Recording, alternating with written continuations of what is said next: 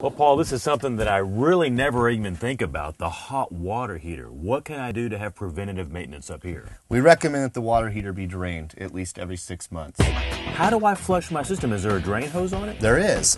There's a hose spigot at the bottom of your water heater. You can attach a hose to the spigot right here. And once the hose is attached and securely outside or attached to another drain where it has a place to drain out, you can turn this on and it'll drain the water heater. But one thing that you do want to keep in mind is this right here is in the drain pan is insulation, and you don't want anything blocking this drain pan.